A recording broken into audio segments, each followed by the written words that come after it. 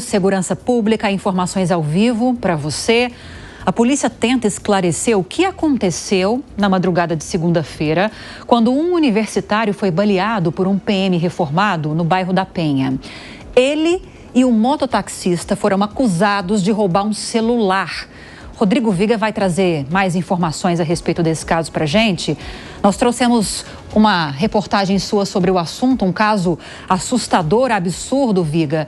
E agora suas atualizações, começando com o estado de saúde desse estudante. Tem informações? Bom dia. Tudo bem, Nívia? Bom dia para você, para o nosso ouvinte espectador internauta da Jovem Pan. No caso, o estudante universitário de Publicidade e Jornalismo, Igor Melo, permanece internado em um hospital do Rio de Janeiro em estado grave, lutando pela vida contra a morte. Ele e um mototaxista, Tiago Gonçalves, de 24 anos de idade, foram confundidos com bandidos que teriam roubado a esposa de um policial militar da reserva de domingo para segunda-feira no bairro da Penha, na zona norte da capital. O policial militar, ao tomar conhecimento do assalto à esposa, foi às ruas à caça dos criminosos. Foi aí que ele teria confundido o estudante de jornalismo e o mototaxista com os dois bandidos que também estavam em uma moto e roubaram o aparelho celular da vítima, da esposa dele, em um ponto de ônibus na zona norte da capital. O policial militar da reserva, Carlos Alberto de Jesus, já foi ouvido, assim como a esposa dele, Josilene Souza, 2 vezes, no intervalo de 1 dia e meio. 33 horas, e versões distintas já foram apresentadas pelos dois. Inicialmente, marido e mulher disseram na delegacia que Igor, que era o garupa da motocicleta, teria uma arma na cintura e teria eventualmente apontado essa arma para o carro onde estava o casal, que já estava na rua na perseguição dos criminosos. Depois, ambos mudaram a versão, disseram que ele, Igor, aparentava ter um volume na cintura, teria mexido na altura da cintura, insinuando que poderia estar armado. O policial militar prestou o depoimento, assim como a mulher dele, e foi liberado em seguida. Agora, seguem os desdobramentos que estão sendo conduzidos dessa investigação por Ministério Público, Polícia e Corregedoria da Polícia Militar. O mototaxista, o Tiago Gonçalves, de 24 anos de idade, chegou a ficar preso, Lívia.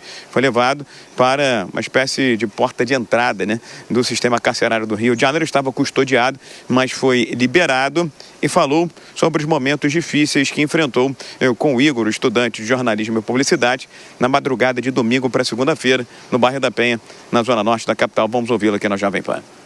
Ele parou do meu lado e apertou o gatilho. Minha reação na hora só foi me jogar no chão, para sair da frente daquilo ali e viver. E não fui eu que fiz nada, pô. Tá aí, ó, tá a prova de tudo aí. Eu não fiz nada. Aí então, emocionado, se pronunciando, o mototaxista, o Tiago Gonçalves, de 24 anos de idade, que passou por momentos difíceis de domingo para segunda-feira. Já a esposa do Igor, a Marina, diz que nitidamente, claramente, houve uma ação preconceituosa nesses tiros disparados pelo policial da reserva contra o esposo, contra o marido dela, o estudante de jornalismo Igor Melo, e contra o mototaxista no bairro da Penha, na zona norte da capital. Vamos ouvi-la.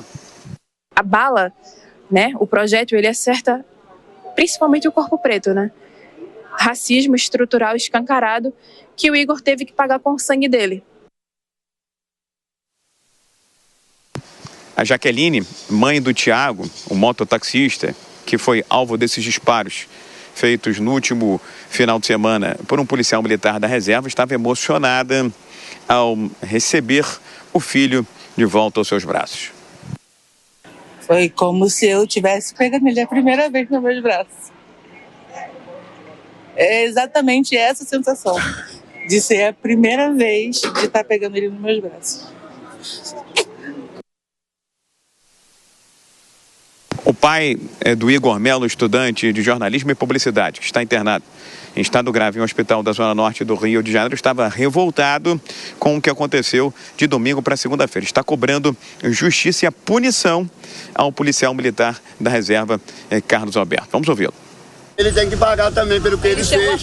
Que meu filho estava trabalhando para levar o leite das crianças que ele tem. 2 crianças pequenininhas dentro de casa. Saiu para trabalhar e quase não voltou por causa de um cara desse aí, ó. Desequilibrado, que não merece carregar o diploma de polícia. Como eu disse, né, a Polícia Militar, através de sua corregedoria, melhor dizendo, está investigando a atitude desse PM da reserva. A Polícia Civil do Rio abriu um inquérito para apurar este caso e o Ministério Público também já está se mexendo, se movimentando para avançar nessas investigações. O comandante da Polícia Militar do Rio de Janeiro, Coronel Marcelo de Menezes, disse à Jovem Pan nesta terça-feira que a dinâmica dos acontecimentos ainda está sendo devidamente apurada pelas autoridades. O que precisa ser esclarecido é essa dinâmica em que esse cidadão Igor foi baleado, para entender de que forma, ou se ele estava ou não na dinâmica do evento. A Corregedoria está acompanhando o fato e, a partir daí, a gente vai chegar com dados concretos, subsidiar decisões a serem tomadas. Algumas instituições, órgãos e também organizações não governamentais estão publicamente repudiando a atitude do policial militar da reserva e, inclusive, dizem que os tiros foram disparados contra ocupantes de uma motocicleta por conta de preconceitos raciais que estão enraizados na sociedade brasileira. Minha cara Lívia.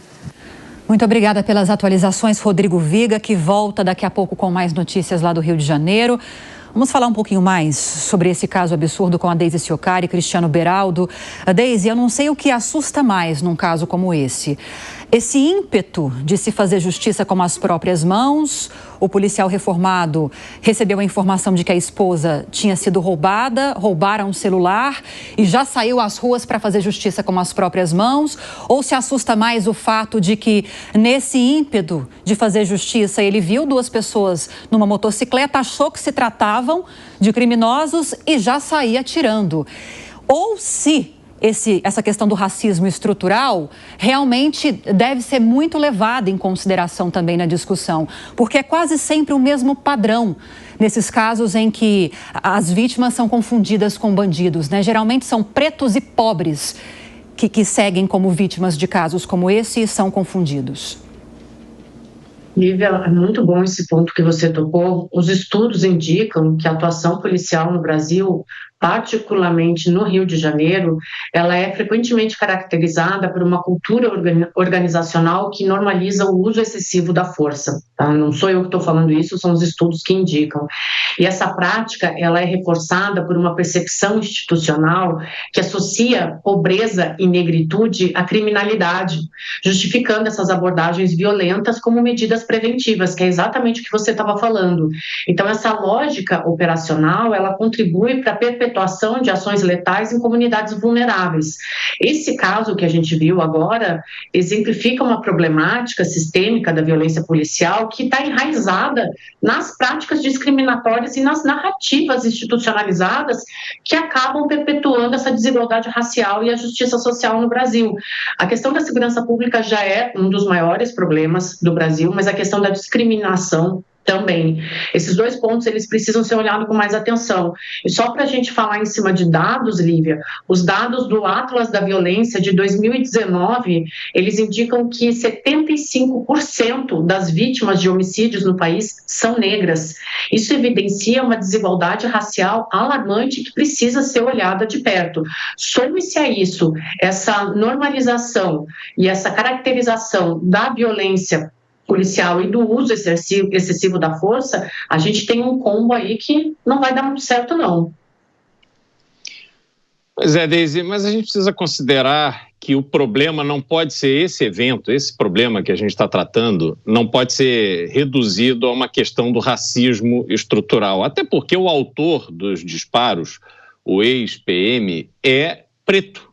Então, a gente precisa olhar o problema de verdade. Bairro da Penha, Rio de Janeiro, violento, o cotidiano das pessoas que estão ali é lidar com o crime, porque o crime está presente em todo lugar, o crime está presente a qualquer hora do dia e em qualquer bairro da cidade, sobretudo do Rio de Janeiro, mas não só lá. Agora, há também, por parte do PM, que vive o sistema de segurança pública brasileiro, a crença de que deixar a resolução do caso do assalto da esposa, que na escala de crimes do Brasil hoje é algo menor, desimportante, que não vai mobilizar uma grande investigação para pegar o autor daquele assalto, ele revela uma total descrença no sistema de justiça do Brasil. E aí sai às ruas para buscar resolver o problema ele próprio. Então, o problema que a gente tem, que está configurado nesta ação, nos detalhes que a reportagem nos trouxe, é muito mais amplo, é muito mais profundo. E a gente precisa parar com este hábito de ficar resumindo a coisas pontuais, problemas que são muito mais graves da sociedade brasileira. Então, se todo mundo achar agora que o que aconteceu, a causa agora é o racismo estrutural, pronto, vamos ficar falando sobre racismo estrutural e o verdadeiro problema, a causa desse problema, dessa pandemia de criminalidade que assola o Brasil, vai continuar. Então, eu acho que a gente precisa ajustar o foco dessa discussão, porque será muito fácil perdê-lo e aí a gente vai ver uma discussão absolutamente inócua em torno desse caso.